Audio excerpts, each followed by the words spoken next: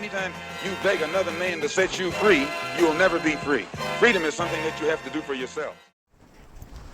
Alright, so I wanted to make a video today about what I've seen going on since the Trump administration took over in the US, particularly with Elon Musk and this Department of Government Efficiency, and all the kind of wasteful spending that they've been finding, which, I mean, everyone should have known was happening. It's kind of like, to me, another Edward Snowden moment where everybody knew that this was happening, but this was just what was needed to get the official confirmation of it. We know that these people are spending our money, wasting our money, throwing our money away at themselves and at their friends, blatantly just robbing us through the government. Everybody fucking knows that. I mean, everyone's long suspected that, because you can kind of just see that that's how things work. And this is just kind of the official confirmation that that's what's going on, that yeah, I mean, the wasteful spending is as bad as everyone thought it was. And I think that's great. I think it's really good that that's coming to light. Obviously, it's a good thing. But the people who are exposing this stuff, they could expose a hell of a lot more than that, and they're choosing not to. I mean, Elon Musk and Donald Trump could get on TV together and be like, hey, there's this letter from Woodrow Wilson to Edward Mandell House. Or perhaps it was from one to the other. I forget who wrote it to the other. I'll put the clip in here. I'll put the clip in here of a guy reading out this document. It's great. Well, there was a bankruptcy in 1933, which was the real reason why they created the Great Depression of 29. To get people to beg for social insurance. Now, here in Canada, we call it social insurance. In the United States, they fought revolutionary wars and they fought civil wars, and they understood that security was a better word. It sounded better to the Americans, and so to sell it to the Americans, they called it social security. But they themselves call it social insurance, and that's what it is.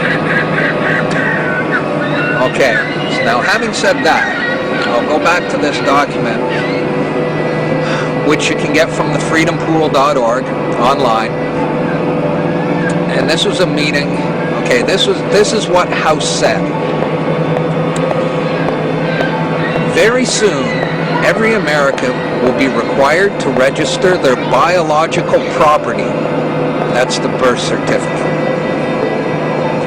They will be required to register their biological property in a national system designed to keep track of the people, and that will operate under the ancient system of pledging.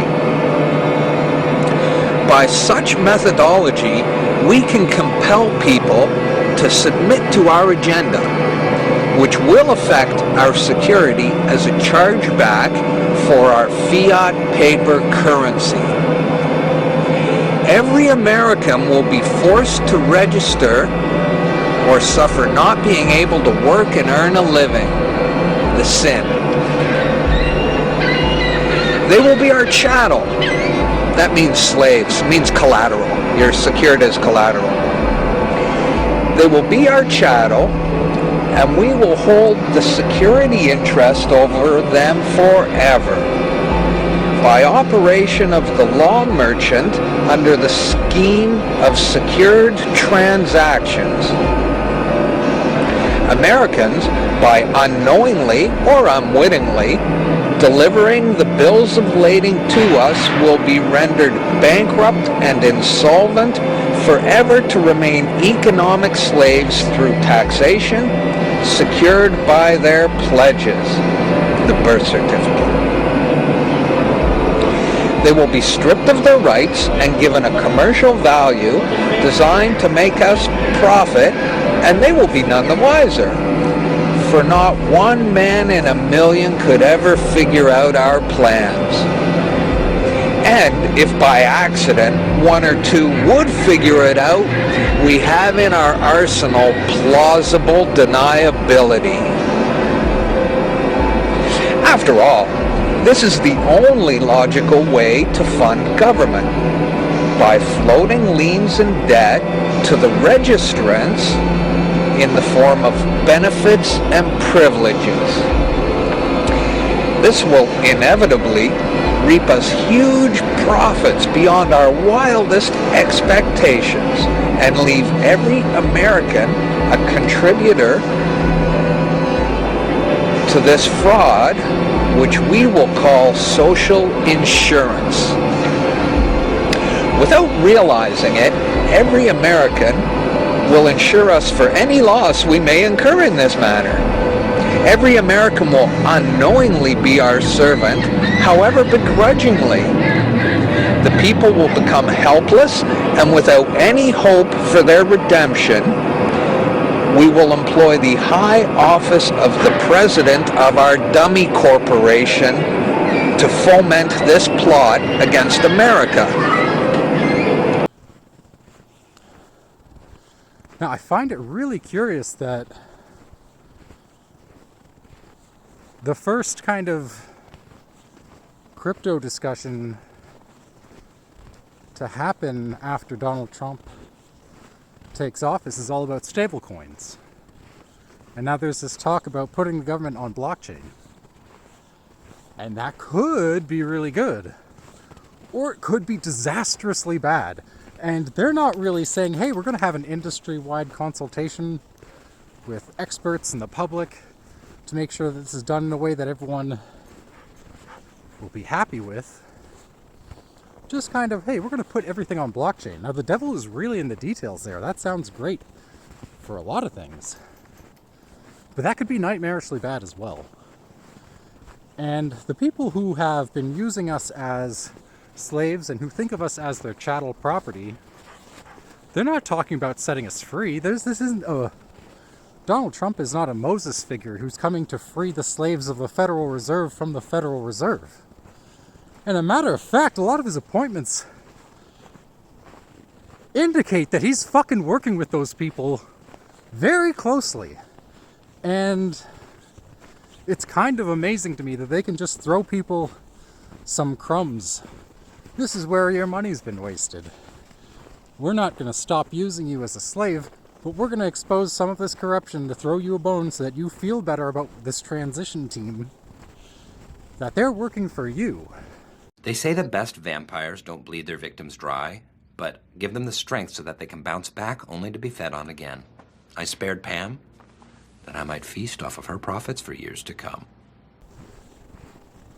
If someone was working for you and you know that you're being enslaved to a central bank, wouldn't that be your top priority, to have the people working for you remedy that situation so you're not a fucking slave to the central bank? And I get it, they're going to change things up now. They're going to take taxes from tariffs. So you're just going to pay a little more for things that come into the country from other places, and that it will have the added benefit of bringing some production back to the United States. But are they really diving to the heart of the matter, that you've been a slave to the central bank of the Federal Reserve for like a really long time? No, they're completely avoiding that, really. And just throwing you the bone of, hey, there's some corruption that we found. We're going to save you all this money. And to be perfectly honest, they've been allowing that for fucking years. They know that money, they internally have known the way that this money has been wasted for years. Including when Trump was president the last fucking time. Why didn't he expose all this shit when he was president the last time? Because it's a fucking ploy. They're mind fucking you into thinking that they're working for you while they're setting up a system that's going to fucking enslave you and your family forever. Because they're not talking about setting you free, and they want to have this Department of Government Efficiency. I'm sorry, you've been a government slave since whenever your central bank sold you out. If you're an American, that was 1913. If you're a Canadian, that was 1973, when they changed the Bank Act. These people are not your fucking friends. They're there to pacify you while they put in a system of a technocratic control grid that's going to really fucking trap you, from which you'll have very little hope of escaping. Look at China. If the Chinese people really wanted to rebel, do you think that they could? Even if we wanted to organize at this point in time, Do you think we could? Do we have a social media platform where we can do that? No. I mean, you're going to go on Facebook and Twitter or one of these other, maybe Telegram, something that's like a little bit less surveilled perhaps, although that's probably changed since their CEO was arrested. Do you think the United States military, if they were going to war with someone, would want all of their communication channels to be public to their enemy so that they could see everything that they're planning? Because in the war of us against them, that's how we're operating. They can see everything we're planning.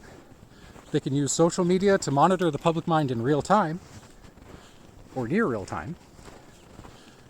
And they know where the public is focusing their attention, so they can always use control over the algorithm to shift their attention towards something else. Which is really what's happening here. And I think it's a goddamn shame that so many of these people who know what's up and they know what the game is, they're content having just these bones thrown at them. I'm sorry, the wasteful spending in USAID, or USAID, that's just a drop in the fucking bucket. That's really just a drop in the bucket. They're using you for an enormous percentage of your life as a slave. And they're not talking about stopping that. They're just realizing that it's become so disgustingly corrupt that they have to pull it back a bit. They have to make it a little bit more efficient. The government that has been enslaving you your entire life to a central bank or to private banks, they're going to make their work more efficient. And that should terrify you. You should not be pacified by this. Especially when they're not talking about public or industry consultations. Just like, yeah, we've got a plan, we're going to do this. That should fucking terrify you, because they're not being upfront. They're not gathering people to let them know what's going on ahead of time. They're going to try to force something fucking awful on people. I mean, I've said for a long time now, blockchain is the technology that will either free us or enslave us forever. It's the future of technology, 100%. People don't really fucking understand how important it is that in the age of artificial intelligence, we have records that cannot be manipulated, and that we can transact in a way where we just need a way to freely transact with one another. And I know a lot of the people in the crypto community have put their focus on privacy stuff. A lot of the freedom community is really into privacy coins, and I am too, because that's a good fallback. But at the end of the day, eventually we have to address the power structure that exists. This fucking leviathan of a government that we have. This horrible, like, hydra of a beast that we call a government wherever you live. We have to deal with that sooner or later.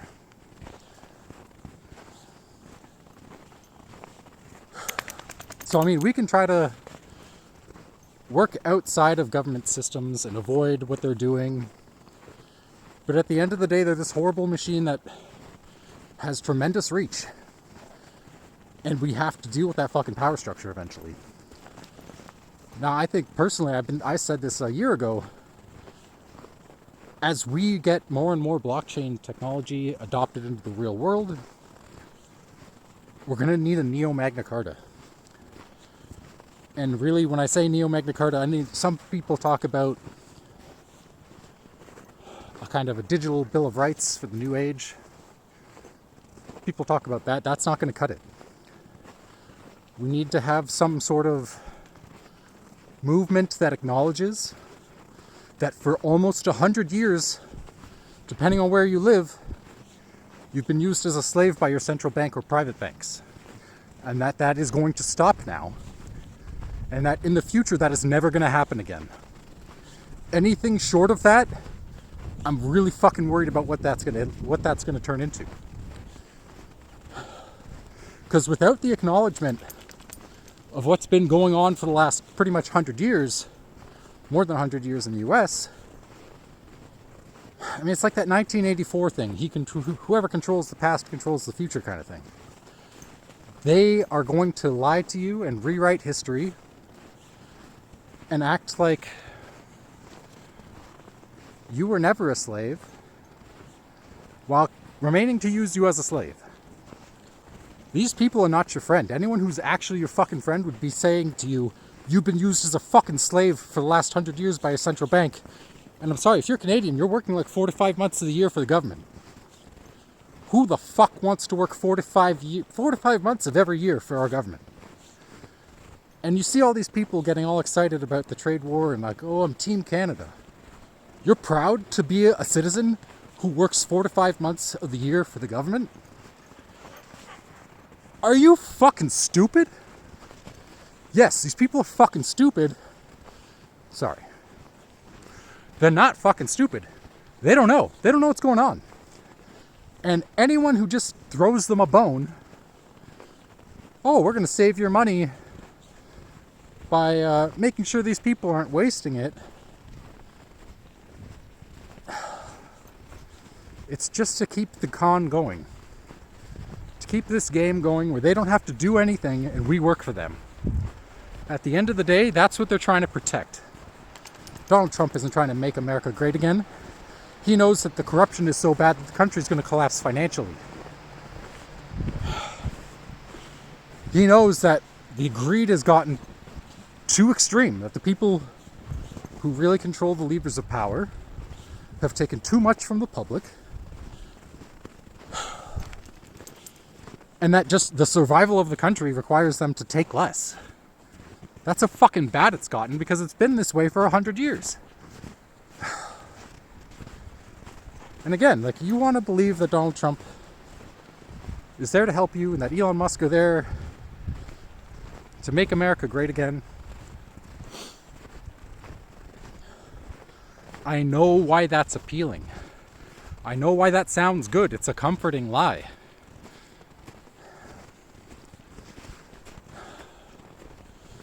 But use some common sense and just be defensive. Don't just put your guard down because you're being told things that you want to hear. Because really, that's the ploy of all this. They're acting like they're your friend. They're finding all this corruption. And that they're going to implement a system to prevent it. But the devil is really in the details there, and they're not being totally upfront with those details, are they? Now, I was in one of those Twitter spaces that Donald Trump was in with that Canadian guy, Farouk, I don't know how to say his name, I'm sorry. There was a Twitter space where they were talking about blockchain and crypto adoption in the US. It was during the campaign when this happened. And there was something really interesting where one of Trump's sons, I think it was Eric Trump, said, in the end, the blockchain with the lowest fees and the highest throughput wins. Now, I mean, everyone in BSV is going to say, well, that's us.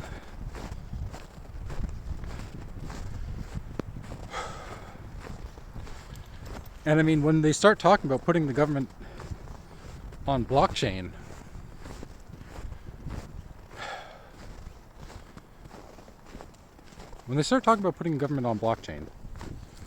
there's only certain blockchains that could handle that kind of scaling, that kind of volume. And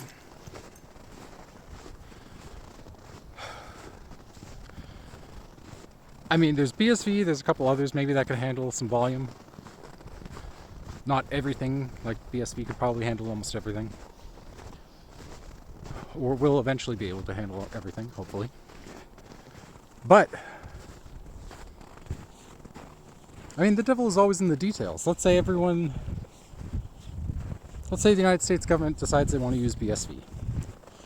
But they don't want to use BSV. They want to issue a stablecoin on BSV that the government has certain control over. Now, if you have the NAR and DAR, and you have a stablecoin on BSV, that could turn into a CBDC pretty quickly. And really, what I think they're trying to do here is a sleight of hand maneuver, where they're telling people that they're going to try to get the government transactions on chain to make them transparent, to create accountability for how our government money is spent, and then it's going to be a bait and switch.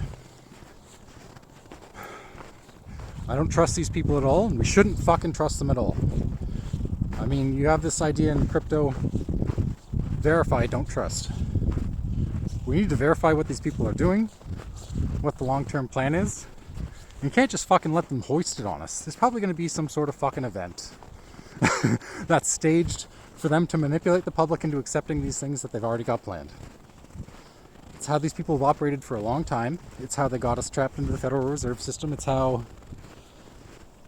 in Canada they got us trapped into borrowing money from private banks when we don't even have to and own our central bank, which is even more insane. It's like we're choosing to borrow from people when we don't have to, which is nuts. But at the end of the day, people think that the government is going to police itself. This is the biggest delusion of our time. These people are not going to police themselves. I guarantee you, these people who may get arrested, put up on charges for treason, mismanaging or misspending public funds, those are the fucking fall guys. Those are the patsies. Those aren't going to be the people connected to the Federal Reserve who have been selling you into slavery for 100 years. Those aren't the people we're going to be putting in jail here. And a matter of fact, we're probably going to give those people a hell of a lot more power on the other side of this. Unless the general public wakes up to what's actually fucking happening. So, I mean, part of the reason I started this channel, I mean, really the only reason I started this channel is because I know that we're being used as slaves. I want to put a fucking stop to it. I don't care if I get wealthy. I don't give a fuck about that.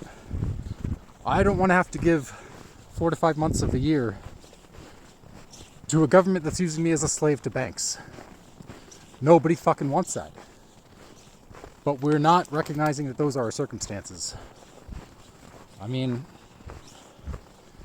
making YouTube videos like this isn't going to do it. I know that. My plan is to popularize the trend of confronting politicians on this idea. We need to... Any politician, anywhere they go, needs to be fucking harassed for enslaving us. If they couldn't go out in public without being accused of enslaving people,